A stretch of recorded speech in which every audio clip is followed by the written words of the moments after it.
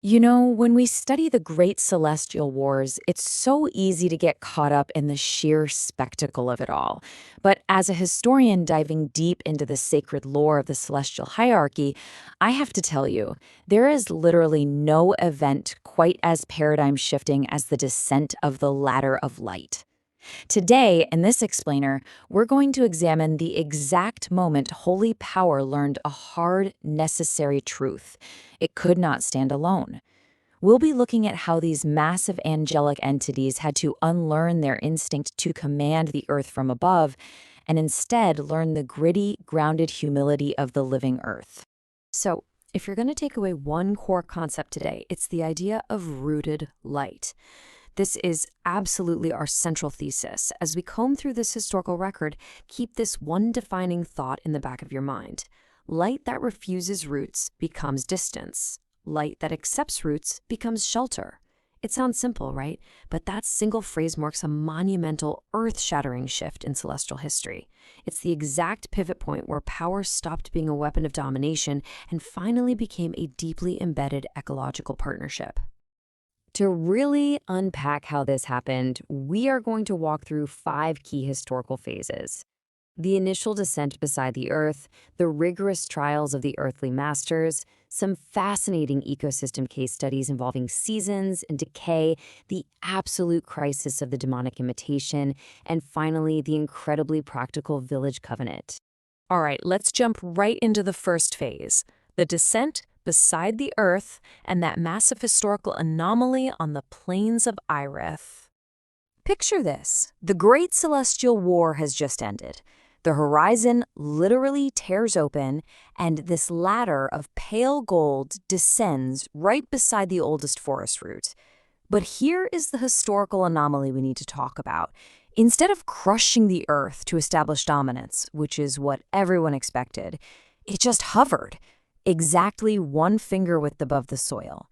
It basically asked permission before touching down. Now, the younger, more aggressive angels, they were itching for a fight. They wanted to use this ladder as a weapon, like a rapid transit system for celestial command to just strike down remaining demons. But the first radiance immediately shut that down. The voice echoed out, rebuking them, saying, "Holy power does not complete the earth by replacing it." The ladder's very first command wasn't to climb.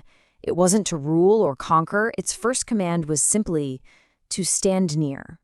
And this changes everything about how we understand the 9 rungs. They weren't just a corporate hierarchy of superiority. They were actual, functioning stages of ecological cooperation. The first radiance wasn't wearing some distant crown. It became the sunrise, the actual spark of life inside a tiny seed. The second vault aligned itself with the hidden biological laws inside acorns. The third wheel turned in sync with the earthly seasons and animal migrations.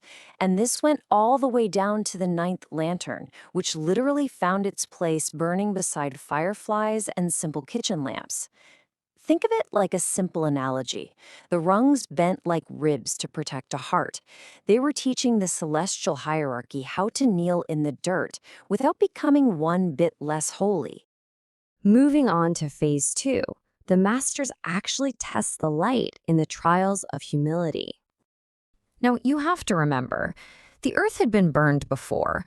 Lots of powers had come down claiming to be necessary or saviors. So the earthly masters of natural power gathered to rigorously test this celestial light. They had to be absolutely sure this ladder wasn't just another oppressive invasion dressed up in pretty gold armor. And the progression of these trials is just fascinating. First, Aurelion Meridian steps on the lowest rung, and instead of instantly rocketing him upwards, the ladder actually grew threads of gold downward, threading warmth into the soil to wake sleeping seeds. Then there's Orn Carr. Imagine the sheer awkwardness here. These majestic, blazing angels were handed an ordinary muddy pebble by Orin. They instinctively wanted to turn it into a glittering throne, but he completely refused them. Orin proved right then and there that a foundation is strong, not because it's a fancy throne, but because it actually belongs to the earth. And then we have Terran Malvar, the master of soil and harvest. He didn't even speak at first. He just made these towering angels stand there and watch human farmers sweat and labor in the dirt for an entire day. When he finally spoke, his demand was a brilliant gut punch. If you rise from earth to heaven, show me how grain rises without abandoning the poor. I mean, wow. Terran perfectly captured the idea that any miracle that conveniently forgets hunger has totally mistaken spectacle for mercy. So the angels couldn't just snap their fingers and erupt crops with magic. They had to join human work with hope. They timed the hidden swelling of seeds with the seasons, deliberately leaving the tools in the farmer's hands. They had to prove that celestial light must partner with earthly labor, not just replace it. Phase 3 takes us out of the fields. Let's look at seasons, beasts, and decay as our ecosystem case studies. Because look, it's one thing to help a farmer grow wheat. It's another entirely to understand the wild, the freezing cold, and the dead. The angelic hierarchy was forced to respect natural limits by specific ecosystems. Arvith, the master of beasts, showed them that wild animals don't care about loud, shining commands. Trust isn't demanded. It's grown through repeated, completely harmless presence. Then Elira Vare stepped in and just let autumn and winter pass right through the ladder. This absolutely shocked the angels. They thought their whole job was to bring an eternal, perfect spring. But Elira taught them that a world forced to bloom forever will literally die of exhaustion. Grief, cold, and winter need time to breathe.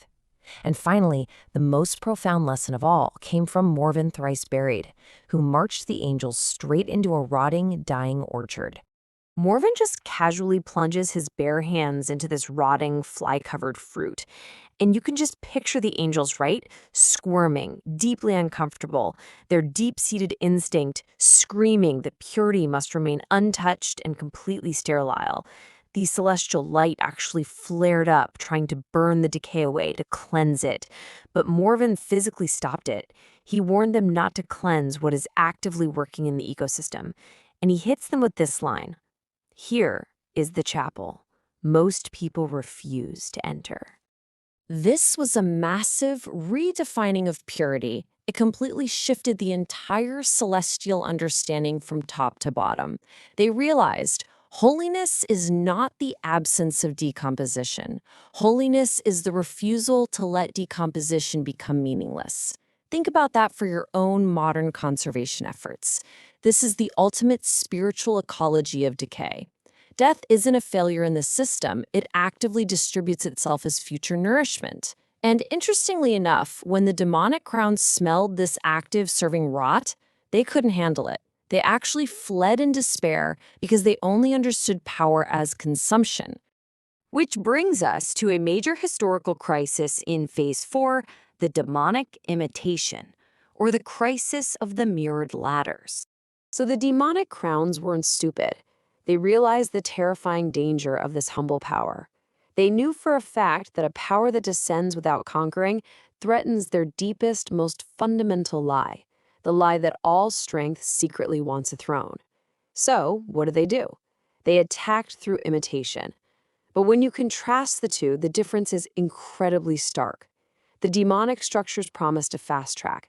They promised rapid ascent, immediate reward, and false knowledge. They offered an escape route. No mud, no waiting for seasons, no beasts to respect, and certainly no decay to honor. Just pure, unadulterated ambition, where every single rung acts as a tiny throne. This was a direct existential threat to the core lesson of the Holy Ladder's humility. But here is where the historical record becomes just incredibly beautiful. The earth itself stepped in. Because the false ladders had zero relationship with anything below them, the ecosystem actively rejected them. It was a complete immune response. The soil just refused to hold them, heavy stones physically rolled away from their bases, old roots completely refused to wrap around them or provide an anchor. The false ladders literally sank into their own endless hunger, proving once and for all that power without roots simply cannot stand. The holy ladder didn't even have to lift a finger to fight back. It stood its ground entirely because it belonged. Out of that crisis came this profound question from the first radiance. What does light owe to what receives it? This signifies a monumental shift in the celestial mindset. As the ladder stood there beside the earth, the highest light finally began to feel the heavy, tangible weight of the world. It felt the buried seeds, the limping wolves, the absolutely exhausted farmers. It realized that nearness brings weight. You can't truly have compassion without knowing the earth intimately. And the answer the living earth whispered back was brilliantly simple. Stay long enough to know us. Finally, we reach Phase 5, the Village Covenant, and its extremely practical application. Let's step way down from the cosmic scale for a second and look at a small, exhausted, war-torn village. These people had barely survived 3 demonic sieges. They were tired. They were completely done with grand cosmic explanations for why their lives were so full of suffering. Enter an angel named Aurelion Emberkeeper. She didn't demand worship. She didn't put on a light show. She picked up a hammer and helped repair a broken door. She sat and listened to a boy whose father had died in a war that the angels themselves had previously called necessary. She let their grief actively accuse the sky. She proved that high doctrine must literally become shelter, and that pain has to be acknowledged before anyone tries to assign it some grand cosmic purpose. And as night finally fell, the 9th lantern didn't do anything flashy. It just quietly blocked the winter wind from blowing out a tiny cooking fire. And the history books note that the entire celestial hierarchy felt the massive weight of that tiny, necessary act. This is what led Aurelion Meridian to seal the pact. These tenets form a living manifesto that is absolutely crucial for environmental stewardship today. It dictates that natural power fundamentally refuses to be a celestial servant. Real rivers, real beasts, and real soil will never be reduced to mere symbols or convenient platforms for someone else's heavenly victory. And the discomfort of the natural world, the decay, the freezing seasons, will not be magically edited away just to make people comfortable. Holy power and the earth entered an unbreakable agreement. They refuse ownership over one another.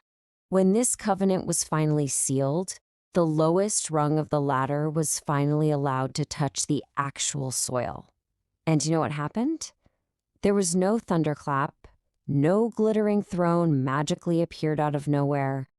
Instead, a small, completely ordinary mushroom grew right beside it. This quiet, unassuming final image of a blazing, shining celestial ladder and a humble mushroom sharing the exact same patch of dirt, that perfectly symbolizes the ultimate historical lesson of rooted light. It means the covenant is alive and real precisely because it can host the humble. As we wrap up this explainer, we really have to ask ourselves, how does this ancient, sacred lore of rooted light actually transform the way we approach modern environmental stewardship? Think about your own local community conservation projects. Are you ensuring they stand beside the earth, learning its rhythms?